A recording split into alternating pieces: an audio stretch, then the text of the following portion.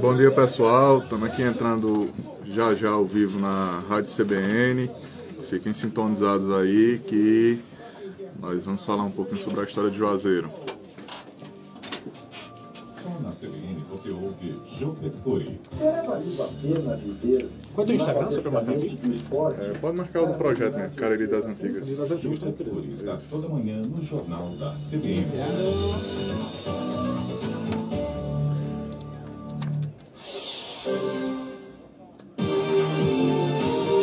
O Povo no Rádio.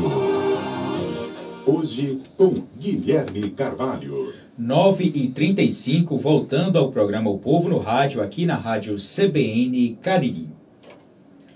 Olha, gente, hoje, dia 22 de julho, é comemorado o Dia da Emancipação Política da cidade de Juazeiro do Norte. Em 2022, são comemorados 111 anos que Juazeiro conquistou a sua independência em relação ao município do Crato. Para falar sobre essa importante data, a gente recebe aqui no estúdio da Rádio CBN Cariri o historiador Roberto Júnior. A gente vai conversar um pouquinho sobre a história de Juazeiro e os fatos mais marcantes sobre o município. Bom dia, Roberto. Seja bem-vindo à Rádio CBN Cariri. Bom dia, Guilherme. Bom dia a todos os ouvintes e o pessoal que está aqui presente no estúdio da Rádio CBN. O pessoal que está acompanhando aí também pelo Instagram do Cariri das Antigas. Minhas saudações. Pois bem, Roberto, é um tema tão importante, tão complexo, dá pra gente falar sobre um tempão aqui, né? Só que pra gente resumir a nossa conversa, começar esse bate-papo, como é que a gente pode falar que se deu o processo de emancipação política aqui no município de Juazeiro?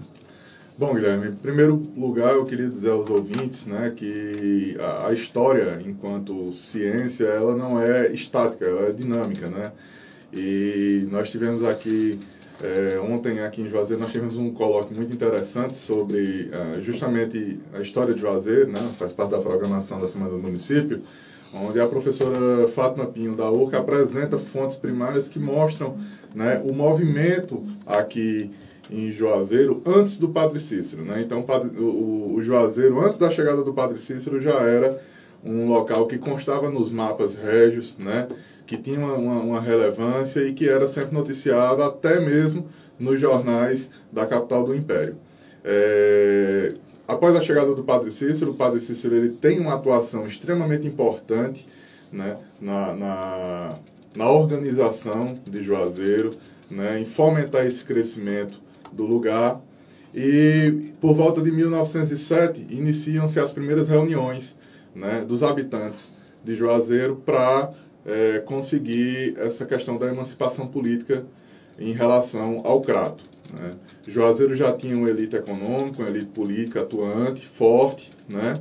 E aí nomes importantes como Alencar Peixoto, né? O padre Alencar Peixoto, o próprio padre Cícero, também a figura do José Marrocos, que foi essencial em todo esse processo. Infelizmente não viveu para ver, o José Marrocos não chegou a ver Juazeiro, né, ser reconhecido como emancipado do Crato. Ele faleceu em 1910, a cidade, né, recebeu o reconhecimento legal em 1911.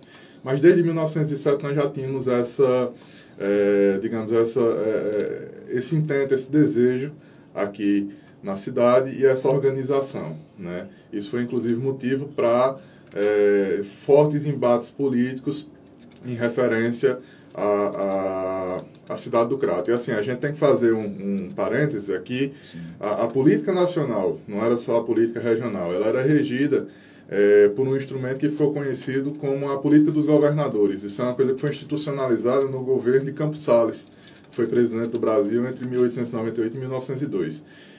Campos Salles precisava aprovar uma reforma econômica muito importante e ele fez o seguinte, ele institucionalizou uma coisa que já vinha desde o Império, né? Disse, olha, municípios e estados eu não me meto. Vocês garantem minha governabilidade na esfera federal e vocês resolvem suas questões particulares. Então, uma cidade forte como Crato, né, que tinha sempre a situação na sua mão, por conta da importância econômica dela e da situação que ela fazia ao governo do estado, né? Ou seja, o governador estava sempre favorável ao Crato, assim como o Crato estaria sempre favorável ao governo do estado.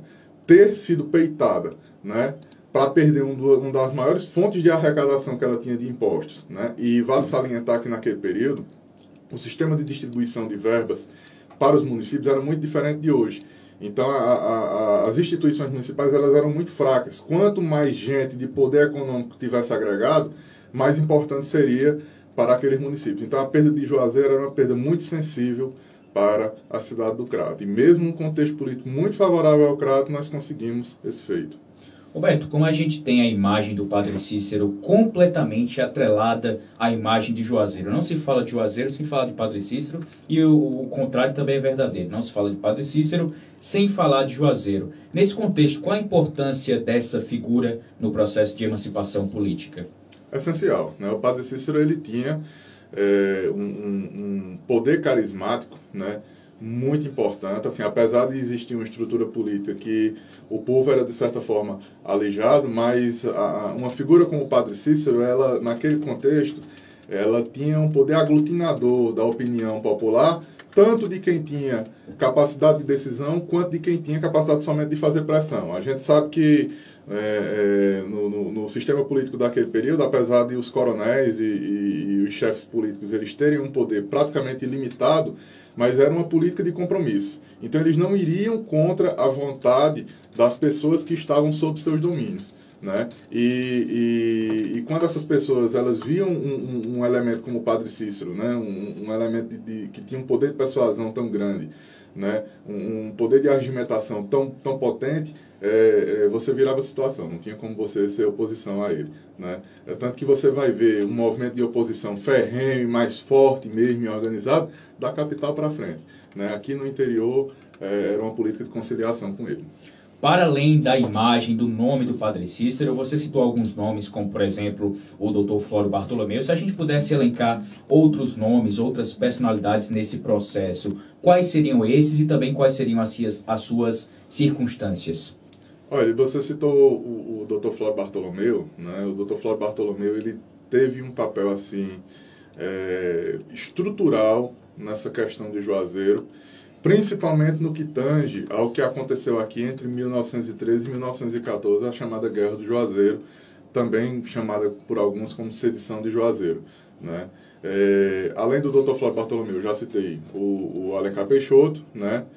A própria família Bezerra de Menezes já era bastante atuante naquele período, o José Geraldo da Cruz, que desde 1913 já tinha a farmácia dos pobres, mas antes disso ele trabalhava com Sebastião de Carvalho, que era um dos principais boticários daqui, e o boticário ele era como se fosse o médico, né, daquele período. Então ele gozava de um estado social também muito bom. A família Sobreira esteve sempre diante de um apoio muito forte ao Padre Cícero, Doroteu Sobreira, Abel Sobreira, enfim, todas essas figuras que compuseram essa situação aqui. A família Lobo de Menezes, né? Aqui Juazeiro teve como estandarteiro na nossa festa de independência o Paulo Maia Ferreira de Menezes, que era filho do Aristides Ferreira de Menezes, que era deputado provincial, uma das grandes figuras políticas do Crato, né?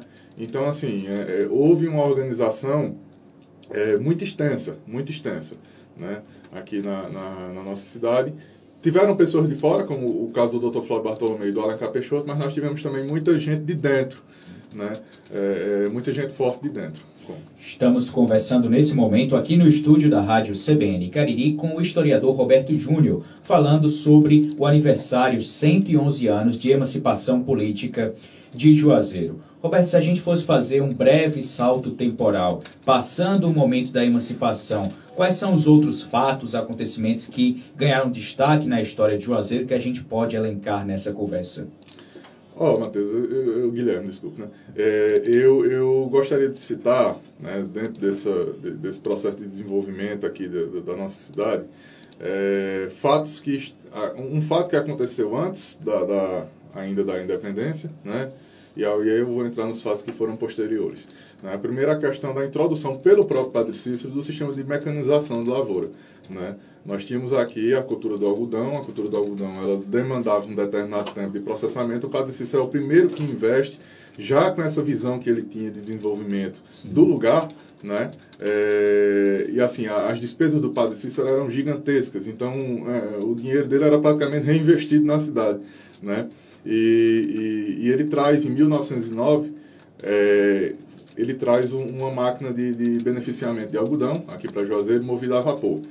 1909 também foi o ano em que Juazeiro perdeu sua diocese. O padre Cícero ele faz uma campanha muito grande, ele levanta um patrimônio de quase 150 contos de réis, que era uma fortuna gigantesca naquela época, com donativos, enfim, ele buscou ajuda em praticamente todo o Nordeste para trazer a diocese para Juazeiro do Norte. E, infelizmente, ele não conseguiu esse intento, mesmo tendo atendido às exigências que a diocese do Ceará impunha quando do desmembramento, né, de suas regiões. A diocese terminou indo para o Crato. Então, em 1911, nós temos reconhecido essa independência de Juazeiro.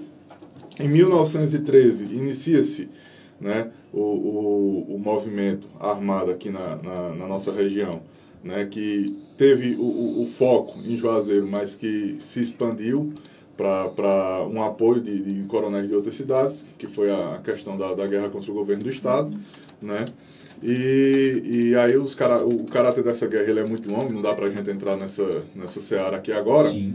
Né? Mas os pontos chaves que eu vejo, né, vem em 1926, com a chegada da Estrada de Ferro de Baturité, aqui a linha Tronco Sul, aqui em Juazeiro, e aí faz-se destacar que no plano original, essa estrada começou a ser construída em 1872, né? Então, no plano inicial, no projeto inicial, não estava prevista a passagem do trem em Juazeiro do Norte, né? Os trilhos não iriam passar em Juazeiro do Norte, o padre Cícero consegue, junto com sua situação, mudar a rota da Estrada de Ferro do Baturité para que ela passasse em Juazeiro. Isso, inclusive, causou um mal-estar muito grande entre Juazeiro e Barbalha, porque Barbalha deixou de ser contemplada, né? O trem chega em Juazeiro em 1926 e só chega em Barbalha em 1950. E lá em Barbalha ele só operou durante cerca de 12 anos. Né? Em 1962, 63, já estavam encerradas as operações em Barbalha. Em 1927, nós temos a inauguração do Matadouro Modelo, que é onde hoje é o Teatro Marquise Branca. Né? O Matadouro ele era um elemento que agregava muito no status da cidade, né? Mostrava que a cidade era desenvolvida. E o padre Cícero teve uma participação crucial. Ele inicia como uma sociedade privada, depois o município encampa. E aí, em 1933, já no fim da vida do padre Cícero, né? O padre Cícero faleceria no ano seguinte, uma doação que o padre Cícero tinha feito em 1917, né? Ele pega uma faixa de terra gigantesca e doa para o Ministério da Guerra. Ele disse: eu quero que vocês tragam algum equipamento aqui para Juazeiro, né? Eu quero que o Ministério da Guerra ele traga para cá algo que acrescente na cidade. E o que o Ministério da Guerra traz em 1933, obras iniciadas em 1932, nós estamos justamente em cima desse terreno, né? É o Correio Aéreo Militar, né? Que era uma coisa que era um vetor de desenvolvimento para uma cidade muito grande. Para você ter uma ideia, o avião saía de Petrolina. Na verdade, a rota começava no Rio de Janeiro, né? Que era chamada Rota de São Francisco. Mas só para você ter uma ideia das escalas. Saía de Petrolina, cruzava o sertão pernambucano todinho, entrava no Ceará, pousava no Crato, né? Do Crato pousava em Juazeiro, fazia uma escala minúscula, né? E aí saía pingando de Iguatu até Fortaleza, Quixadá, né? Então, se você for pegar a distância das escalas, você vê que a escala entre Crato e Juazeiro era a menor que tinha, né? Que não faria sentido que o avião pousasse em Juazeiro. Né, faria mais sentido, já que ele tinha vindo de Petrolina e reabastecido no Crato, que ele seguisse para Iguatu. Né? Mas não, o padre Cícero conseguiu também organizar para que o Juazeiro fosse servido por uma rota de correio aéreo. O Campo Marechal Farias funciona até 1954, né? Quando é inaugurado o aeroporto, onde hoje está, né? Lá na época, Sítio Brejo Seco. Olha, Roberto, o tema, para a gente falar da história de Juazeiro, a gente poderia passar um programa, o Povo no Rádio inteiro, conversando às 2 horas, e faltaria assunto, faltaria tempo para a gente comentar todas as nuances, a importância do município de Juazeiro. Como a gente está com o tempo um pouquinho corrido, eu queria fazer uma última pergunta, um debate, né, um questionamento acerca da imagem da Beata Maria de Araújo. A imagem da Beata, ela se insere num contexto mais religioso, Porém, há historiadores que defendem que ela tem uma importância política muito grande aqui no município de Juazeiro. Qual a leitura que você faz como historiador da imagem da Beata? Dentro da história de Juazeiro, é uma imagem que, infelizmente, a Beata talvez tenha sido a pessoa que pagou o preço mais caro, né, nessa questão enfim, das sanções que foram impostas a quem esteve envolvido no milagre de Juazeiro, né? E, assim, o Padre Cícero, ele era um homem de visão, ele era um homem que tinha uma atuação, né, excepcional, e eu penso que Juazeiro, sem o milagre do Juazeiro, ele teria se desenvolvido, teria se tornado cidade também, mas em um outro período, talvez não fosse essa potência que é hoje, fosse uma cidade, né, de menor expressão. Então, nós não podemos colocar no fato do milagre de Juazeiro, que é o que desencadeia as romarias para cá, o Padre Cícero como o único protagonista, né? Na realidade, o Padre Cícero foi um dos instrumentos desse milagre e que tem na Beata Maria de Araújo essa consolidação. Então, é muito importante que a população de Juazeiro e região, né, tome par da importância da Beata Maria de Araújo, né? Uma pessoa que entre 1889, quando acontece o milagre,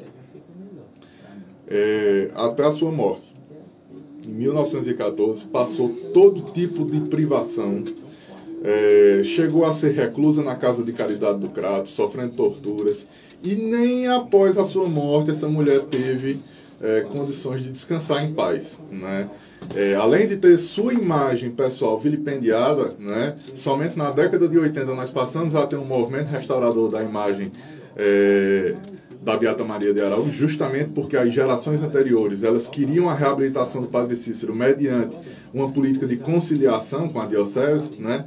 Então, não, vamos ser amigos da diocese para a diocese reabilitar o Padre Cícero, né? E para ser amigos da diocese eles precisavam afastar um pouco a Beata Maria de Araújo. Felizmente hoje existe um movimento de reabilitação muito importante aqui em Juazeiro da imagem da Beata, né? E a gente não sabe sequer onde é que os restos mortais dessa mulher foram parar. Até hoje, né? Não foram identificados. Não foram identificados, né? Assim, cada ano que passa fica mais difícil você fazer, por exemplo, um cruzamento genético, caso alguma suspeita surja de algum resto mortal, né? Porque o túmulo foi destruído em 1930, né? E o Padre Cícero ele toma à frente de registrar em cartório, ele leva um fotógrafo, nós não sabemos onde essas fotografias estão, é importante destacar isso, ele leva um fotógrafo, leva algumas autoridades municipais, leva o tabelião do segundo ofício, registra em cartório, diz, olha, no dia tal foi destruído o túmulo da Beata Maria de Araújo, eu encontrei nas ruínas apenas, aí ele cita um pedaço do crânio, cabelo, escapulares e tal, e ele junta tudo isso num pote de vidro. Esse pote de vidro fica armazenado até meados da década de 50 com uma das beatas de Juazeiro, né? E aí depois ele é destruído pela diocese, assim como a maioria dos panos ensanguentados do milagre, né? E é importante destacar o seguinte, apesar de ter sido em março de 1889 que nós tivemos essa manifestação registrada da Beata Maria de Araújo, mas eles se repetiram durante muitas vezes, inclusive fora de Juazeiro, né? Existe uma pesquisadora juazeirense também, a Ediane Nobre, que ela faz uma pesquisa fantástica sobre essa questão, né, desse movimento leigo em Juazeiro, das beatas e dos beatos, né? E ela mostra em relatos históricos, em fontes primárias, que não era somente a Beata Maria de Araújo que manifestava, né, enfim, questões, digamos, sobrenaturais ou miraculosas, né, enfim. Mas essa questão do sangue era somente a Beata. E vale salientar que a Beata ela foi acusada, junto a José Marrocos, de fazer parte de um complô, né?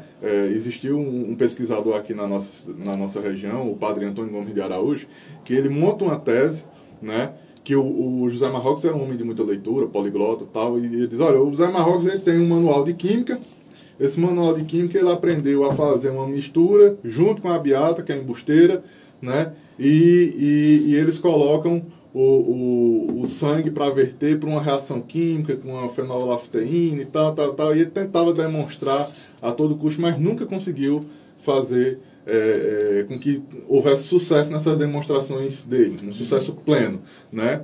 E destaca-se o seguinte: a primeira comissão que Dom Joaquim, à época bispo da Diocese do Ceará, envia para a nossa cidade, ela dá os fatos como fatos miraculosos. Eles não encontram elementos que provem que aquela mulher ela tinha dentro da sua boca, enfim, algo químico, algo que tivesse essa reação, né, que o padre Antônio Gomes ele apontava. E o laudo dessa comissão ele é simplesmente descartado, né? Ele é descartado e aí o Dom Joaquim manda outra comissão. Ele disse, não, olha, se o laudo for favorável para mim não serve, manda outra. E aí essa segunda comissão condena e diz que não há milagre ocorrendo aqui em Juazeiro do Norte. Roberto, voltando um pouco para a imagem do padre Cícero, após a gente observar esse processo de emancipação política do município de Juazeiro, a influência e a imagem do padre Cícero só cresceu, inclusive para outros campos políticos, né? Como é que foi essa atuação do padre Cícero? Ele chegou a ser vice-presidente do Ceará, a ser deputado federal. Como é que ele se prontificou após o processo de emancipação aqui do município? Bom, primeiro é importante a gente destacar a entrada do padre Cícero na política, né? Você veja, é uma figura carismática. Os padres em si, né? Não somente o padre Cícero em Juazeiro, mas os padres em si, eles tinham uma posição de prestígio social muito grande nos municípios, né? Então o padre era uma das autoridades municipais sempre. E uma vez que o padre Cícero teve tolhidos os seus direitos como padre, né, restou para ele o quê? A política, né? Foi uma das formas que, além da vida privada, ele encontrou de continuar atuando em Juazeiro do Norte de uma forma mais efetiva. Ele consegue um sucesso muito grande nas suas intenções aqui na cidade. Sim. E após esse primeiro momento, essa capacidade de influência do padre Cícero ela vai se expandindo até chegar ao Palácio do Catete, né, que era a sede do governo federal. Juazeiro chegou, por meio do Dr. Flávio Bartolomeu, a estabelecer conexões com figuras importantíssimas da história da República Velha, como é o caso do Pinheiro Machado, né? O Pinheiro Machado que teve o ápice do seu poder ali durante o governo do Marechal Hermes da Fonseca, né? Que foi também durante o governo do Marechal Hermes da Fonseca, por conta de uma política equivocada que o Marechal instaura, que explodem algumas revoltas no Brasil, dentre elas a Guerra de Juazeiro, né? Uhum. Roberto Júnior, você é um jovem historiador, né? Tem um trabalho extenso de pesquisa, já desenvolve esse trabalho aqui na nossa região do Cariri. Como é que você observa, que você enxerga que estamos construindo a história de Juazeiro no dia de hoje para o futuro? Olha, em relação ao presente, né, a chamada história do tempo presente, ela é uma história um pouco complicada de se tratar. Sim. Porque os fatos estão numa dinâmica de evolução muito rápida. Mas, do ponto de vista de pesquisa, né, do que nós sabemos do Juazeiro Antigo, nós estamos numa posição privilegiada. Primeiro porque nós temos aqui no CRATO, na Universidade Regional do Cariri, um centro de formação de historiadores com professores extremamente capacitados. Eu digo porque fui aluno, né, e pude vivenciar durante 5 anos essa capacidade de formação que a Universidade Regional do Cariri tem. É um patrimônio fantástico.